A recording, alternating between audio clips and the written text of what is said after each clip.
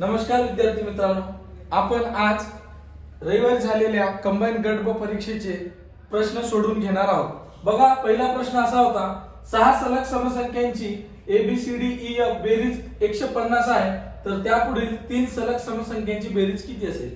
याला सोडवण्याच्या वेगवेगळ्या पद्धती आहेत। मी तुम्हाला लॉंग मेथड नाही सांगतो आणि शॉर्ट मध्ये लवकरात लवकर कसं सोडवूया ते सुद्धा सांगतो।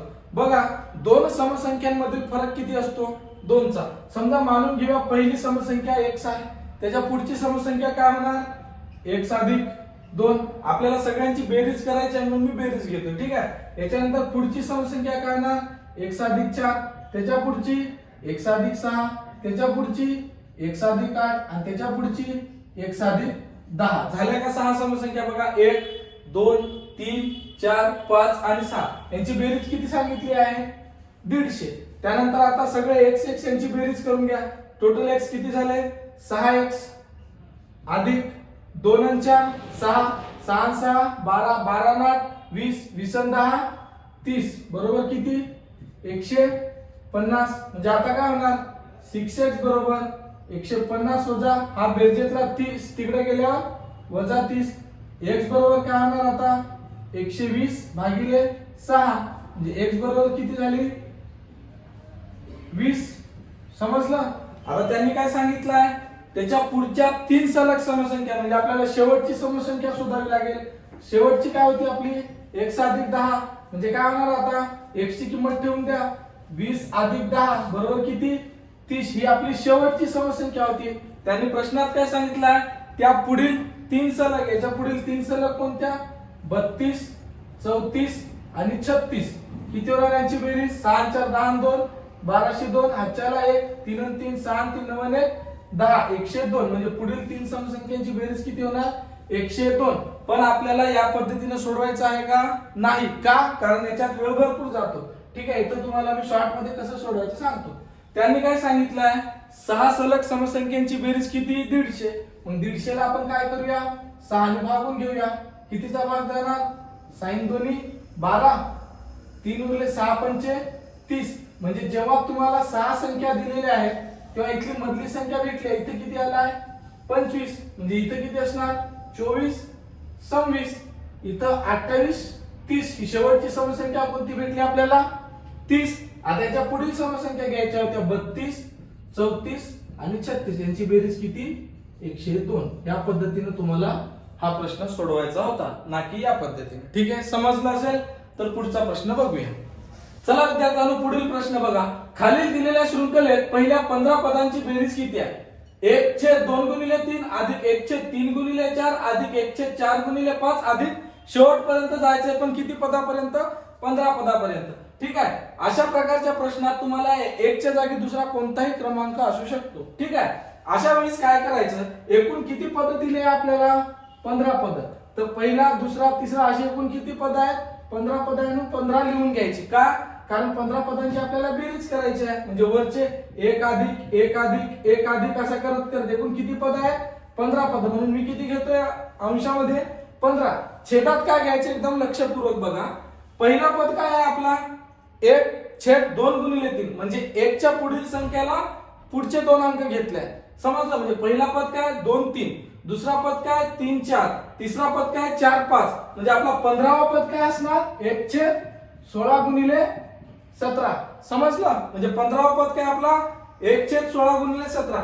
या प्रकारच्या प्रश्नामध्ये अंशांश एकूण किती आहेत? 15। म्हणून वरचे 15 ची आपण बेरीज केली आणि जेव्हा छेदात घ्यायचा असतो तेव्हा सुरुवातीचा अंक 2 गुणिले शेवटचा अंक 17 या दोघांचा गुणाकार करायचा। म्हणजे काय होणार? 15/34। म्हणजे आपल्या प्रश्नाचं उत्तर काय? 15/34।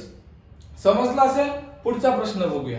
बघा विद्यार्थ्यांनो, पुढील प्रश्न, एका आयताचे मोजमाप करताना एका बाजूचे माप 5% वाढले तर दुसऱ्या बाजूचे माप 10% कमी झाले, तर आयताच्या क्षेत्रफळाचे मोजमाप करताना आलेल्या त्रुटीची टक्केवारी किती?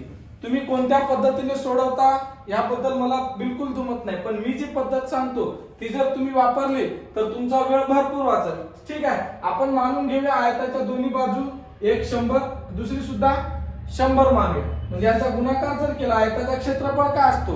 लांबी गुणिले रुंदी, यांचा किती होणार? 10,000। ठीक आहे. आता पहिली कंडिशन काय सांगितली त्याने, एका बाजूचं माप 5% वाढलं म्हणजे 100चे 5% किती होणार, 5 म्हणजे किती वाढले, होईल किती होणार 105. पण दुसऱ्या वेळेस काय म्हणलं, दुसऱ्या बाजूचे माप 10% कमी झाले म्हणजे किती झाले, 90 झाले. आता या दोघांचा गुणाकार करा, काय होणार, 9 5 45, हातच्याले 4 आले, 9 0 0 आणि 4, 9 1 9 आणि हा 0 जशाच तसा. आता या दोघांमधला आपल्याला फरक बघायचा, दोघांमध्ये फरक किती आहे, 550चा. पहिले होते किती 10,000, त्याच्यावर कमी झाले ना, म्हणून फरक कशावर बसला, 10,000वर, 10,000. आणि आपल्याला काढायचे काय, टक्के, म्हणून गुणिले 100.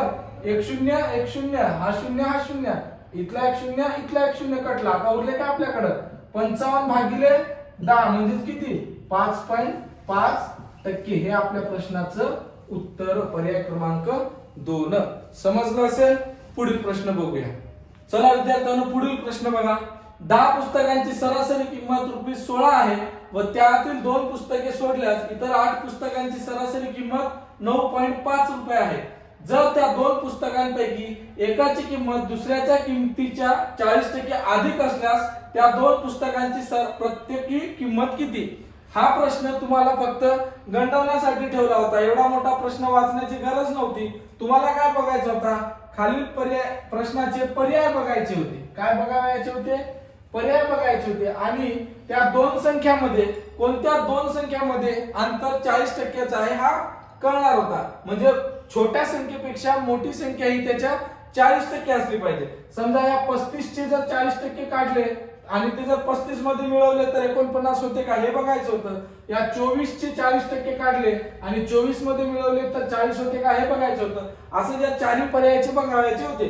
तर पहिला पर्याय घेऊया आपण, काय आहे 35 आणि दुसरा 49. या 35 ते जर आपण 40% काढले तर किती होतात, 35 चे 40%, 35 गुणिले 40 भागिले 100 म्हणजे 1 0 ला 1 0 कटला, बे दोन्ही 4, बे पंचे 10, 5 7 35, 7 दोन्ही 14. या 35 आणि 14 ची जर आपण बेरीज केली तर येणारं उत्तर 49 आहे का, तर हो. म्हणजे या प्रश्नाचं उत्तर काय, पहिलाच पर्याय.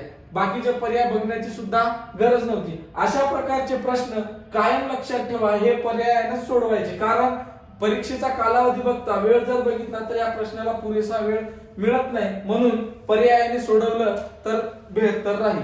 उर्वरित प्रश्न आपण पुढील भागात बघूया. तोपर्यंत जर तुम्हाला गणित सोडवण्याची पद्धत आवडली असेल तर आपल्या चॅनलला सबस्क्राईब करा, व्हिडिओला लाईक करा, त्यावर कमेंट्स करा आणि हो, महत्त्वाचं म्हणजे आपल्या मित्रांना शेअर करायला विसरू नका. भेटूया पुढील भागात.